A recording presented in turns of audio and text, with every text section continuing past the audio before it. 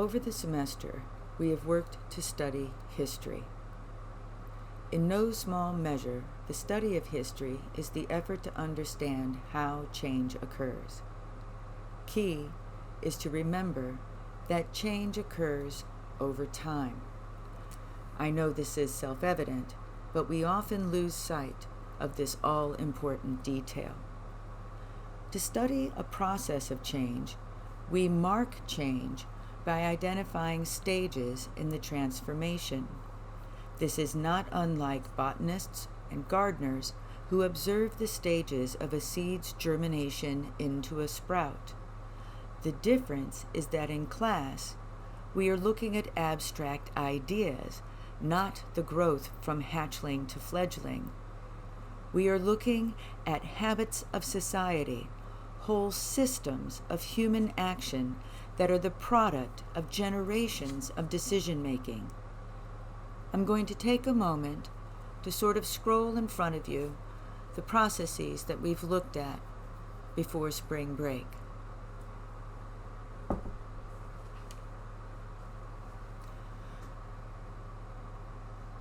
I haven't included here the Crusades, nor have I included the Mongolian expansion or the formation of the Hanseatic League. As you watch, try to recall what you can from our previous lectures.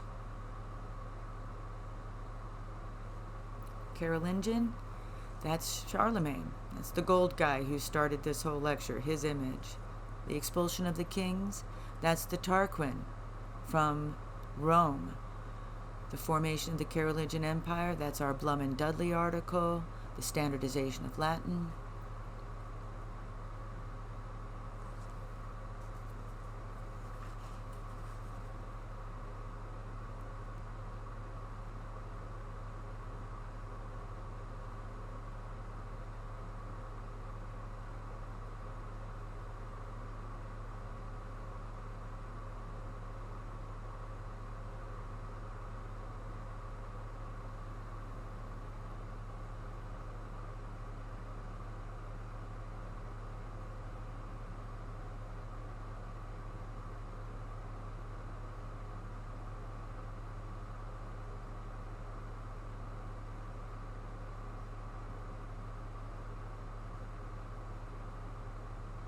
This is Octavian centralizing sovereign authority to himself by attaching the machinery of state. Taken like this is all a bit of a confusion.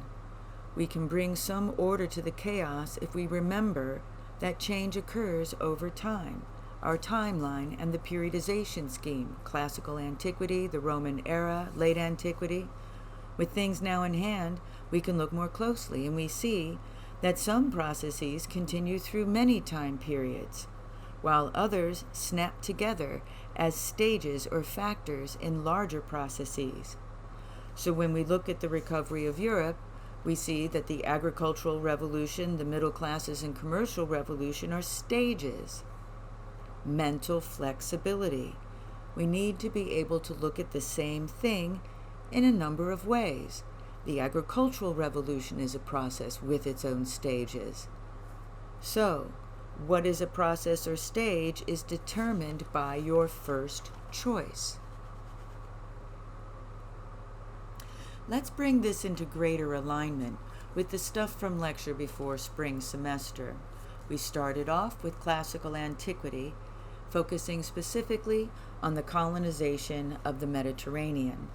There are two theories as to the origin of the Etruscans, the migration theory, which I gave you in lecture, and the indigenous theory, which sees the Etruscans as being native to the Italian peninsula. In the 10th century, we see the rise of Etruria, descendant from the Villanovan culture. In the 9th century, we see the rise of the Phoenicians in the eastern Mediterranean. They spread their market network, eventually founding Carthage. In the 8th century, we see Etruscan expansion and Greek colonization throughout the Mediterranean. They eventually control the Black Sea and Egypt. During the Roman era, we can look at the territorial expansion of the Roman Empire. The expansion in Italy, each province one at a time, and then the expansion in the Mediterranean due to the Punic and Macedonian wars. Conquest continued with Caesar and Pompey and Claudius, eventually forging a massive empire. During late antiquity, we see the empire come under stress.